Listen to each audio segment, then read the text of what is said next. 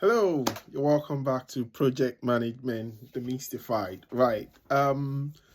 So today we'll still continue on the interview series, and we'll be trying to cover some leadership skills. So we've been covering a lot of different interview skills, interview scenarios in the past couple of days and episodes. And one thing I want to call out is that the way I'm asking the questions might not be exactly the way you will be asked, but a lot of the interview questions, especially competency based interview questions, will align with the way, with some of the questions that I'm asking, because these skills are the same and they just want to know how you have behaved or how you have presented these skills in the past. And so, say for instance, I'll give an example of communication. You could use the same example that you used for communication for something else if you displayed that skill. So in the one for communication, I could be really trying to bring out the communication aspect of the things that happened in that story. But if I want to use that same example for something else, say handling conflict, for instance, then I will be focusing on the ways I have handled conflict through that same story. So I'll be bringing out more of the actions I did to display that I have handled conflict in that story. So today it's more about leadership skills. So say, Michael, tell me about a time that you've showed or displaced or displayed leadership skills on your project or in your work, regardless of how the question is structured. Right. So, situation, task, action, and result.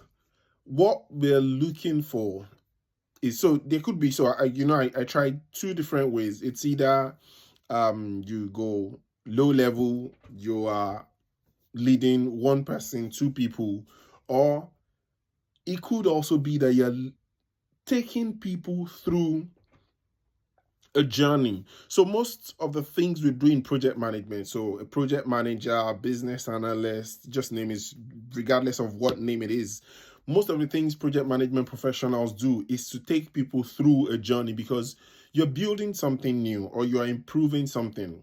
So you're taking people from what they know and they are used to that new place that you're taking them to, that no one knows how it looks or what it would feel like. But you as a leader, you will put yourself in the shoes of the people you're taking through the leadership journey. You empathize with them and make them feel that you know what you're doing. Um, so if we use an example of the hypothetical project of building something for the NHS, there was a time, I think there was a time I mentioned that, so something goes wrong, the system's capacity is not enough or something goes wrong. And yes, one thing I want to point out here is, when you are asked questions about leadership skills, they're not looking for when everything has gone well. No. If you are on the interview and your leadership skills example is how you took a team and worked on a project and everything just went smoothly, there is nothing really showing your true self when everything is going well, because everyone is just doing what they're supposed to be doing. So there's no need for you to come out and show your leadership skills. But when things go wrong, that's when you know true leaders. So if you can think of any leader in the world, Nelson Mandela, Dr. Martin Luther King, just name it. Just name it. So it is when things are not going smoothly, that's when true leadership comes out. And so leadership skills, things like focus, empathy. So there's an issue. Are you explaining and showing that you remain focused? You're trying to bring the team together to focus on the problem rather than worry.